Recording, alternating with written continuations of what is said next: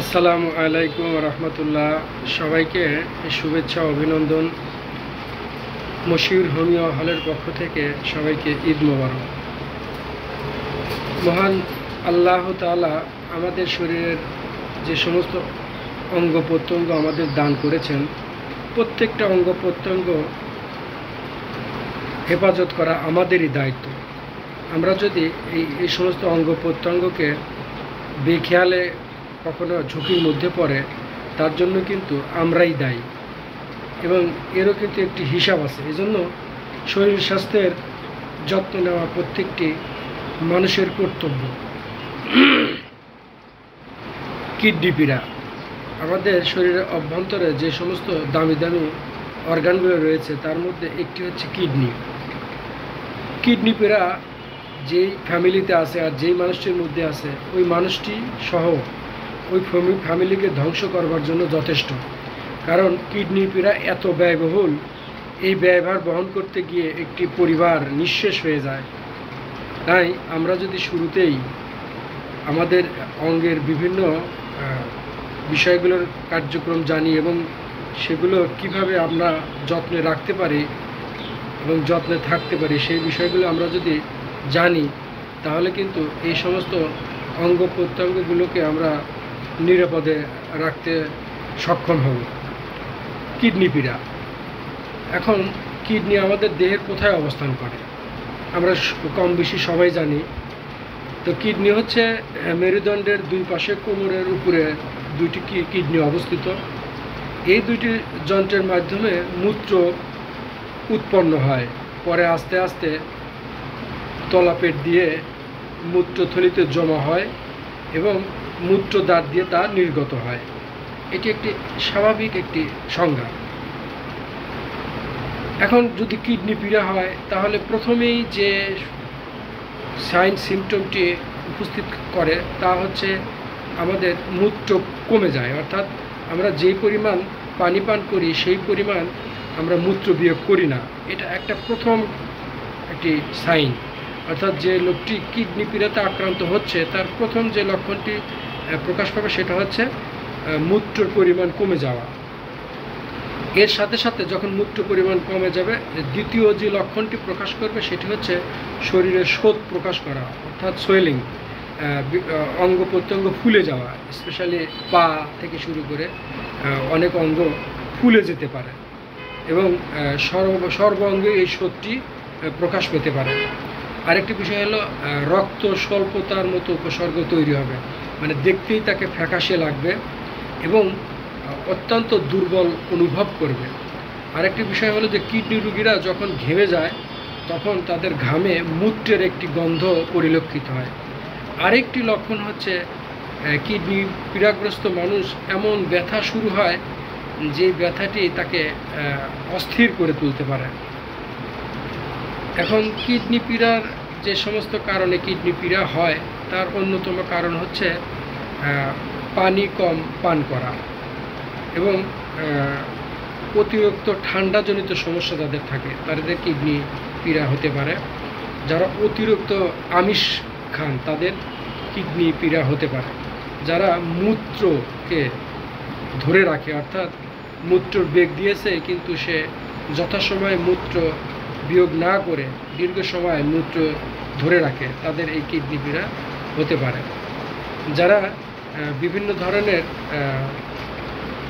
Uric acid সমৃদ্ধ খাবার খান তাদের কিডনি পীড়া হতে পারে। এখন এই কিডনি পীড়া হলে এর বেশ কিছু হোমিওপ্যাথিক চিকিৎসা রয়েছে। সঠিক সময়ে যদি হোমিওপ্যাথিক চিকিৎসা নেওয়া যায় তাহলে খুব দ্রুত এই কিডনি পীড়া আরোগ্য হতে পারে। তাই কিডনি পীড়া থেকে নিষ্কৃতি পাওয়ার জন্য আপনার নিকটস্থ যে কোনো হোমিওপ্যাথির সাথে যোগাযোগ করে আপনি ওষুধ সেবন করতে পারেন। কিডনি পীড়ার জন্য বেশ কিছু হোমিওপ্যাথিক ওষুধ রয়েছে, আমি এগুলোর নাম বলবো, কিন্তু অবশ্যই এগুলো সেবন করার আগে আপনি একজন হোমিওপ্যাথিক ফিজিশিয়ানের সাথে পরামর্শ করে সেবন করবেন। অ্যাকোনাইট ন্যাপ, এটি একটি মহামূল্যবান ঔষধ। ঠান্ডা, যাদের অতিরিক্ত ঠান্ডা লাগে এবং ঠান্ডাজনিত কারণে জ্বর এবং শরীর মেজমেজ ব্যথা অস্থিরতা, ছটফটানি, মূত্র কমে গিয়েছে, প্রচণ্ড পিপাসা আছে, পানি খাচ্ছে কিন্তু মূত্র কমে গিয়েছে, এবং জ্বালা যন্ত্রণা আছে, অস্থিরতা আছে, এরা কিন্তু এই অ্যাকোনাইট ন্যাপ নামে এই ওষুধটি সেবন করলে আপনারা এই কিডনি রোগ থেকে রেহাই পেতে পারেন। এরপরে আছে অ্যাপিস মেল, কিডনি রোগের জন্য চমৎকার একটি ওষুধ। কোমরে কিডনিতে টাটানি ব্যথা, এবং সেই ব্যথা যদি চাপ দেওয়া যায়, গরম সেক দেওয়া যায়, তাতে আবার বেদনা বাড়ে।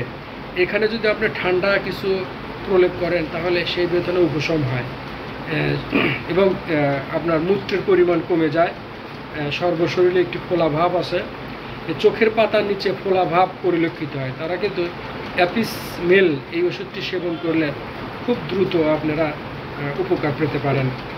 বারবারিস ভলগেরিস, এটি কিডনি রোগের জন্য অত্যন্ত কার্যকরী একটি ওষুধ, সবচেয়ে বেশি ব্যবহৃত হয়।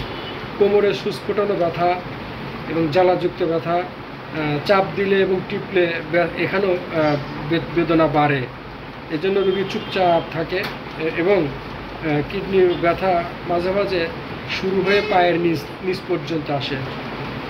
এই ব্যথা পরিলক্ষিত হলে আপনি বারবারিস ভোল এই ওষুধটি সেবন করলে অত্যন্ত ভালো ফলাফল পাওয়া যায়। লাইকোপোডিয়াম, ডান বা বাম কিডনিতে ব্যথা, সে বেদনা যদি ধীরে ধীরে লিঙ্গের দিকে প্রবাহিত হয় তাহলে এটি একটি ভালো ওষুধ, এবং ব্যথা বেদনা এবং শরীরের অন্যান্য উপসর্গ যদি বিকাল 4টা থেকে রাত 8টার মধ্যে বৃদ্ধি পায়, এবং মূত্রে যদি লাল গুঁড়া অর্থাৎ মূত্র বিয়োগ করলে সেখানে ইটের গুঁড়ার মতো কোনো উপাদান দেখা যায়, এরকম যদি পরিলক্ষিত হয়, তারা এই লাইকোপোডিয়াম ওষুধটি সেবন করতে পারেন। এভাবেই আপনারা যদি আপনাদের হোমিওপ্যাথিস্টের সাথে পরামর্শ করে আরও বেশ কিছু ওষুধ রয়েছে সেবন করেন, এখান থেকে যে কোনো একটি ওষুধ সেবন করেন, তাহলে কিন্তু আপনার এই কিডনি রোগ থেকে আপনি পরিত্রাণ পেতে পারেন।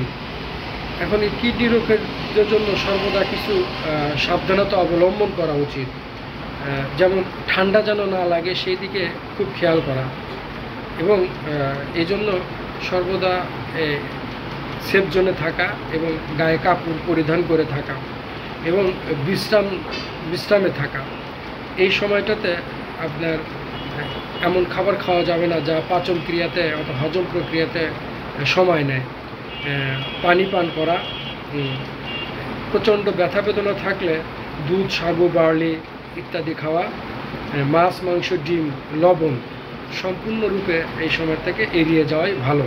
যে সমস্ত খাবারে লবণের আধিক্য আছে এই সমস্ত ফল খাওয়া থেকেও দূরে থাকা, এবং নিয়মিত ওষুধ সেবন করলে এই রোগ ইনশাল্লাহ ভালো হয়ে যায়।